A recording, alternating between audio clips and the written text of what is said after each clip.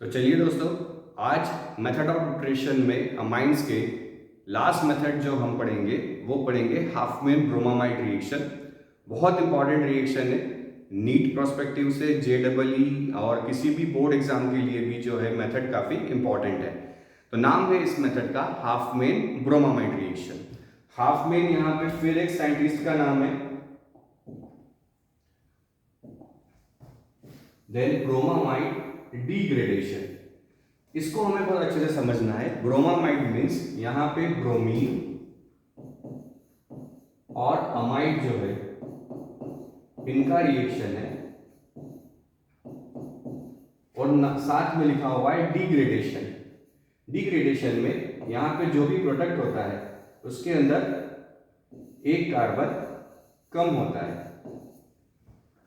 तो मेथड का नाम है हाफमैन ब्रोमामाइड डिग्रेडेशन रिएक्शन, जहां पे ब्रोमाइन और अमाइड जो है यहाँ पे आपस में रिएक्ट करके अमाइंस बनाते हैं, और डिग्रेडेशन का मतलब होता है कि यहाँ पे जो प्रोडक्ट है उस प्रोडक्ट में एक कार्बन कम होता है।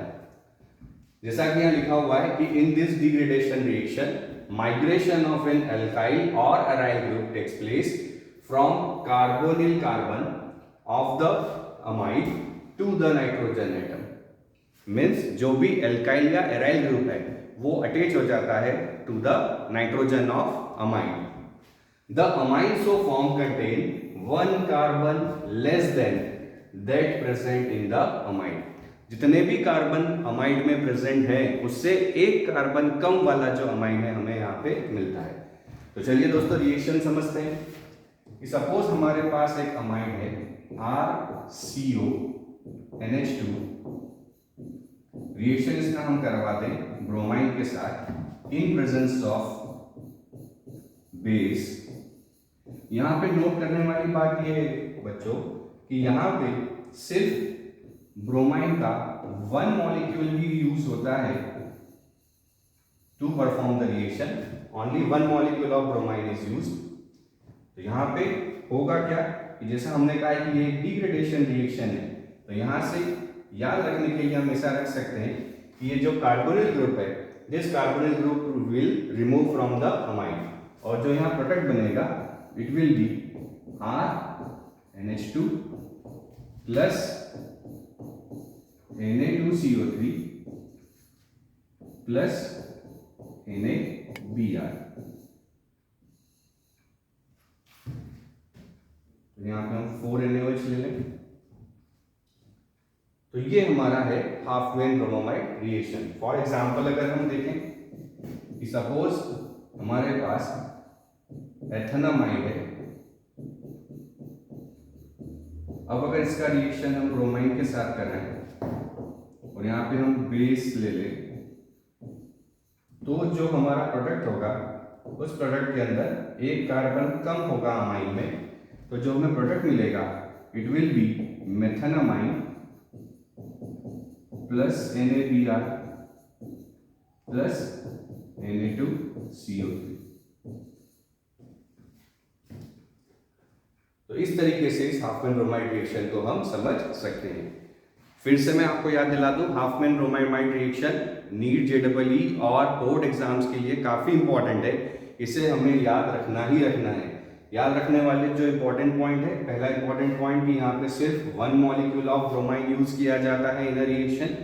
सेकेंड, जो भी हमारा अमाइन यहाँ बनता है उस अमाइन में जो हमारे रिएक्टेंट में अमाइड में जितने कार्बन हैं उस कार्बन से एक लेस कार्बन वाला प्रोडक्ट यहाँ पे बनता है।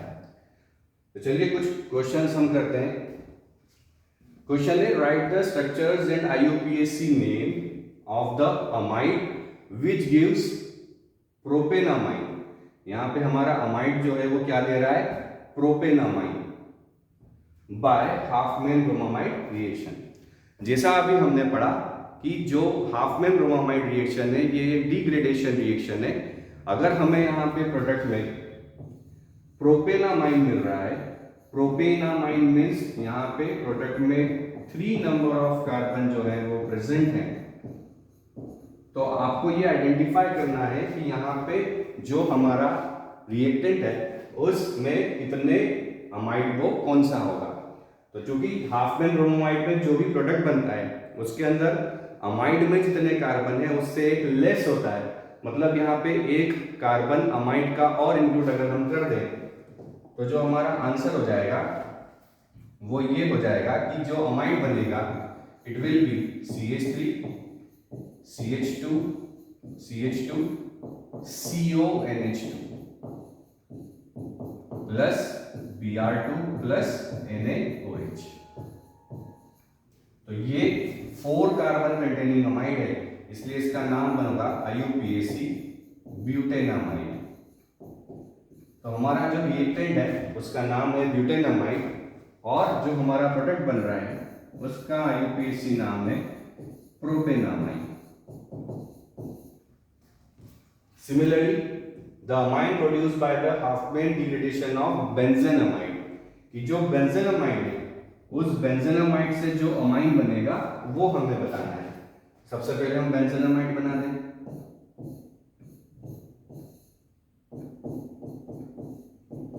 ये बेंजेनामाइड, देन डिग्रेडेशन रिएक्शन के हिसाब से यहाँ पे एक कार्बन कम होना चाहिए तो इसे यहां से हटा दें, तो जो प्रोडक्ट हमें मिलेगा वो हमें मिलेगा एनिलीन। जो हमारा प्रोडक्ट होगा वो होगा एनिलीन। तो इस तरीके से हाफमैन ब्रोमाइड रिएक्शन को समझा जा सकता है और इसको अच्छे से याद रखा जा सकता है। तो ऐसे और वीडियोस और लेक्चर्स के लिए हमें सब्सक्राइब करते रहिए, लाइक करते रहिए और अच्छे से पढ़ाई करते रहिए। Thank you very much.